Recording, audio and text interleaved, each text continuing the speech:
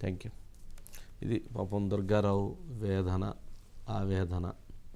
ఇక ఏం చెప్పాలి, ప్రజలకి ఏం అర్థం కావాలి అంటే, ఒక తెలుగుదేశం పార్టీ కార్యకర్త లేక ఒక బోండా ఉమామేశ్వరరావు గారి పేరు చెప్పించాలని చెప్పి అతని మీద ఆ రకంగా దాడి చేసి అతన్ని ఒప్పుకోమని చెప్పని ఆ రకంగా కొట్టారంటే నిజంగా అసలు అంత శక్తి ఉండిద్దండి ఎవరికన్నా? ముఖ్యమంత్రి గారి మీద దాడి చేసే అంత శక్తి ఉండిద్దా?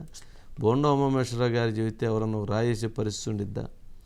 ఏంటంటే అది ఒక కుట్ర. దాన్ని అసలు నేను ఆ రోజు ఫస్ట్ రోజు నుంచి నా నా నా నా అభిప్రాయం అదే. ఆ దండ వేసేటప్పుడు ఆ దండ ఉక్కు తగిలింది అని చెబుతుంటే ఎనరు.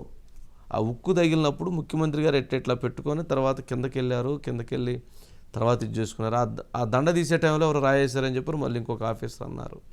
సరే ఏదన్నా కానీ ఇన్వెస్టిగేషన్ ముఖ్యమంత్రి గారి మీద సరే ఏదన్నా ఆగతాయిగా లేకపోతే ఇంకోరు ఎవరన్నా ఆ పిల్లవాడు వేస్తుంటే తప్పే, 100% తప్పే. ముఖ్యమంత్రి గారి మీద రాయేయటం అనేది తప్పే. దాన్ని ఎవరు కూడా క్షమించరు, అది ఎవరు తప్పు చెబుతారు. కానీ ఆ రాయి విషయాన్ని చివరికి ఎలా తీసుకెళ్లారు?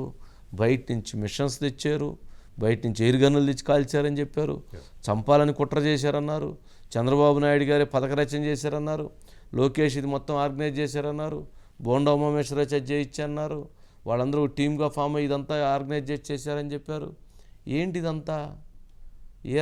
దీన్ని ఏ రకంగా అనుమతించాలి, ఏ రకంగా అర్థం చేసుకోవాలి అంటే, ఆంధ్రప్రదేశ్లో జరుగుతున్నటువంటి ప్రతి అంశం విషయంలో ప్రజలు జాగ్రత్తగా ఉండాలి.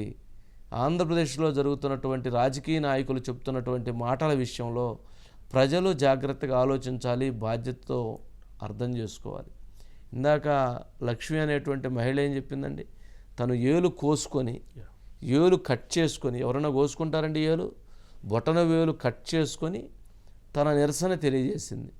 గంజాయి వలన పిల్లలు 18 సంవత్సరాల లోపు ఉన్నటువంటి పిల్లలు, 8-9 తరగతి చదువుతున్నటువంటి ఆడపిల్లలు, మగపిల్లలు గంజాయికి అలవాటు పడి ఆడపిల్లలను శారీరకంగా హింసిస్తూ అనేక రకాలైనటువంటి ఇబ్బందులకు గురి చేస్తున్నారని ఆ మహిళ చెప్తున్నటువంటి మాటలు విన్న తర్వాతైనా కూడా ఇంకా ప్రజల్లో చైతన్యం కలగకపోతే, ప్రజల్లో అర్థం చేసుకోకపోతే, ఇంకా కూడా రాజకీయంగా కులాల మతాల ఆధారంగా ఆలోచిస్తామంటే నాశనం అయిపోతుంది పేదల కుటుంబాలు, నాశనం అయిపోతుంది పేద మధ్యతరగతి కుటుంబాలు, వాళ్ళ జీవితాలు, వాళ్ళ పిల్లల భవిష్యత్తు నాశనం అయిపోతుంది.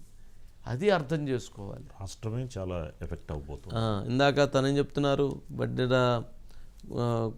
సంఘానికి చెందినటువంటి దుర్గారావు ఏం చెప్తున్నాడు? తనని కొట్టి ఒప్పించాలనుకున్నారు. వాడు మేము చదువుకోలేదు కాబట్టి, మేము బీసీలం కాబట్టి మా మీద ఈ రకమైనటువంటి దాడికి పూనుకున్నారని చెప్తున్నారు.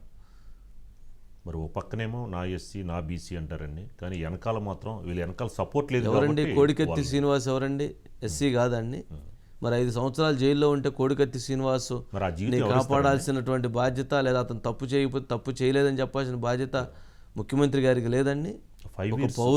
ఒక పౌరుడు ఇబ్బంది పడుతూ ఉంటే పౌరుడి విషయంలో చెప్పాలి కదా, మరి చెప్పలేదు కదా. మరి దాన్ని ఏమనాలి, ఏ రకంగా చూడాలి? మరి ఆ నష్టపోయిన 5 సంవత్సరాల జీవితాన్ని ఎవరిస్తారండి?